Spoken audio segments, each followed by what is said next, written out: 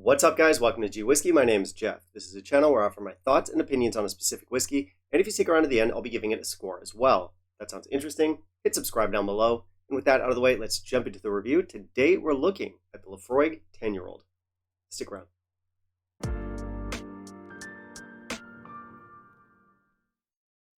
So I've been pretty tough on Laphroaig over the last couple of years, and they definitely do some stuff that I don't like.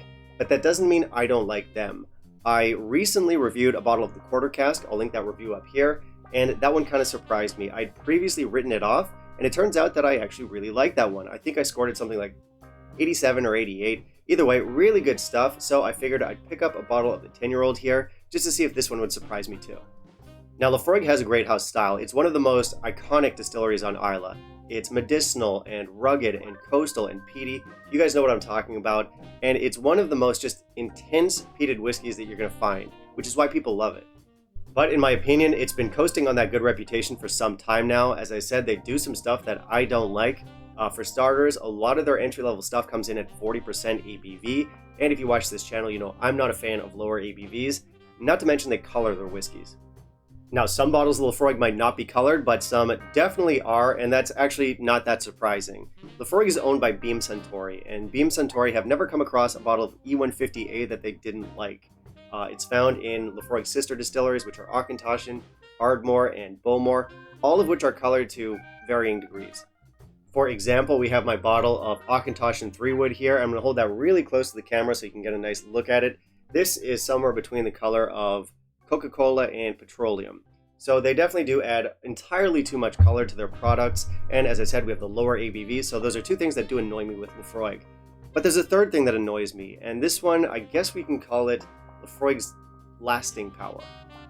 What I mean by that is that I've had a lot of bottles of Laphroaig that ended up going flat not too long after I opened them.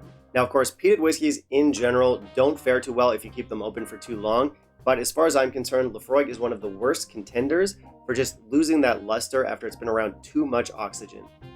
Luckily, that wasn't the case with my Quarter Cask, which again, as I said, I'd previously written off. So I did want to come back to the 10 here, try it out and see how this one fares. So this is actually the first bottle of 10 that I've had in maybe, I'm guessing around 4 years. So it's been a while. So yeah, let's jump into a review, see what the whiskey is all about. And in the meantime, if you could kindly leave a like down below, that'd be greatly appreciated.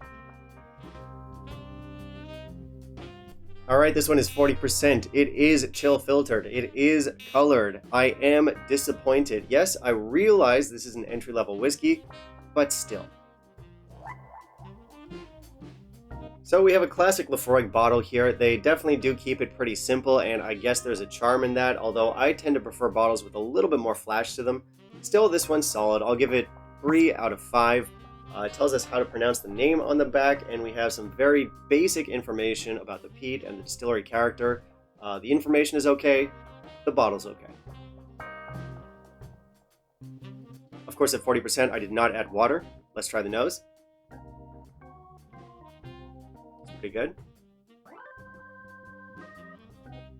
Peat, camphor, medicine cabinet.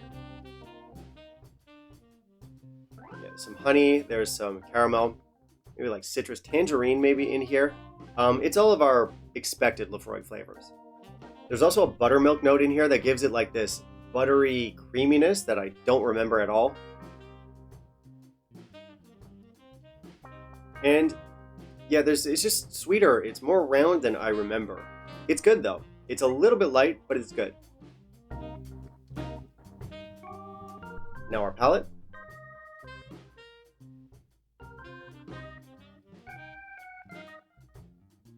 Okay, a bit light in texture, but we do have some oiliness in here. Oh, we have cream, peat, camphor, there's some tar in here, there's some seaweed. We also have kippers, black tea, rooibos tea, and aloe, which is kind of a cool note.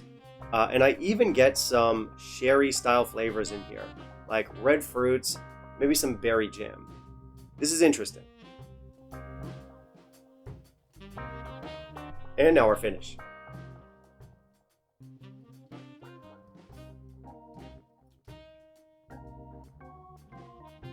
Okay. A little bit of spice here. I'm getting like black peppercorn, some star anise, some black licorice notes, blackberry jam. We've got some vanilla coming forward here, more of that buttermilk note. It's oaky and drying. Surprisingly, it's a medium finish. Now, this one is harder to nail down than the quarter cask. The quarter cask is bigger, it's louder, it's more intense. Meanwhile, this one, I think we have some great flavors in here, but it is flawed, and it does come off light in some places. Really, I wish I could explore these flavors more, and before I go forward, yes, I know there is a cask strength version of the 10-year-old available, and it's a beautiful whiskey, I absolutely love it, but we're not talking about that one today. We're talking about the regular 10 at 40%, which, as I said, is delicious, but it's a bit neutered. And you know, this one doesn't need to be cranked all the way up to match the cask strength. It would work at 46% or Laphroaig standard 48%. That would be enough to do it justice.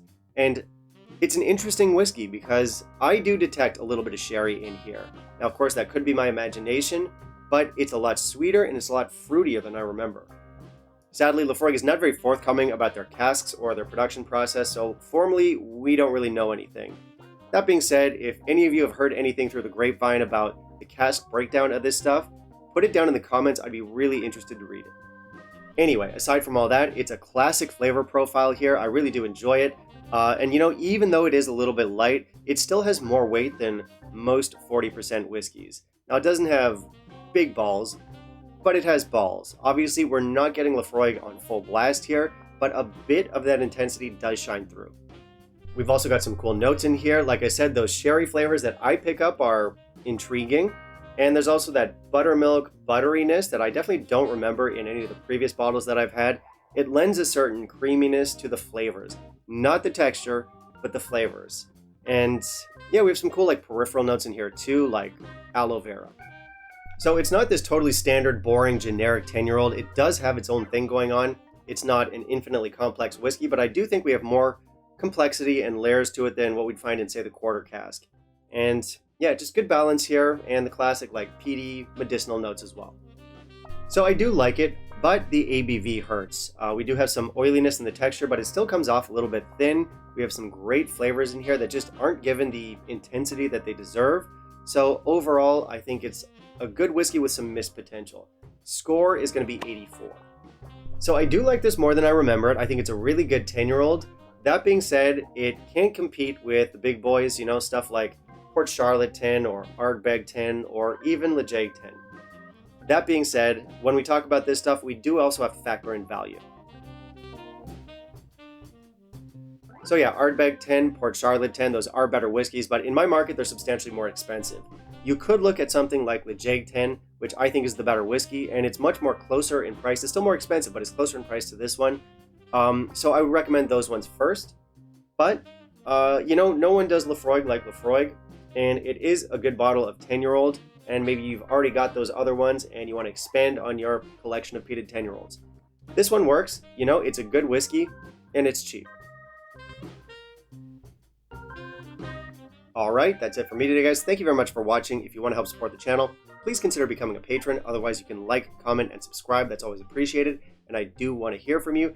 Have you tried our Laphroaig 10? How does it size up to some of its competitors? What are your thoughts on it? Finally, down below in the comments, you can let me know what you want to see me review next, and I'll keep it in mind for my upcoming videos. Bye, guys.